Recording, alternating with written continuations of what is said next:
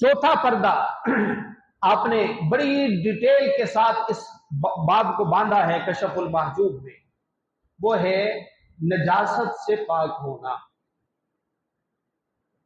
اب ایک نجاست یہ ظاہری ہے، جو ہم وضو کرتے ہیں، غسل کرتے ہیں، ظاہری نجاست ہے، اور ایک اندر کی نجاست ہے۔ یہ پردہ بہت بڑا پردہ ہے، جو ظاہر کو پاک نہیں کر سکتا وہ اندر کو بھی پاک نہیں کر سکتا۔ ظاہر سے اندر کی کیفیات بنتی ہے۔ پہلے ظاہر کو صاف کیجئے، اس کے بعد اندر کی دنیا کو پاک صاف کرنا شروع کریں۔ اور اندر کی دنیا میں سب سے بڑی رکاوٹ وہ گناہ کے اوپر اصرار ہے۔ ایک بندے کو پتا ہو کہ میں غلط کام کر رہا ہوں، مجھ سے غلطی ہو رہی ہے، پھر بھی اسی گناہ کے اوپر ڈٹ جانا، تو یوں سمجھیے کہ بندہ جیسے غلاظت میں کھڑا ہوا ہے، غلاظت میں بیٹھا ہوا ہے، نجاست اور ناپاکی میں ہے۔ پاکی حقیقت کے اندر کیا ہے کہ ایک ظاہری طور پہ بندہ وضو سے رہے، غسل سے رہے۔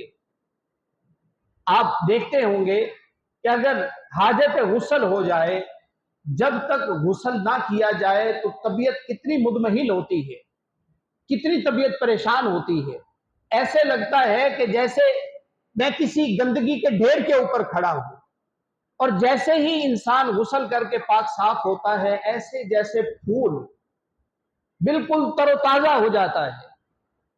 بالکل اسی طرح ایمان والے کی کیفیت ہونی چاہیے کہ اگر اس سے کوئی غلطی ہو جائے تو اس کا دل اسی طرح پریشان ہو، اس کی روح اسی طرح تڑپ رہی ہو، جب تک وہ اللہ رب العزت کے ساتھ مل کر، اللہ رب العزت کے ساتھ بات چیت کر کے، اس مالک لا یزل کے ساتھ اپنے ٹوٹے ہوئے تعلق کو بحال نہ کر لے، اس وقت تک اس کے دل میں اسی طرح بے چینی رہنی چاہیے۔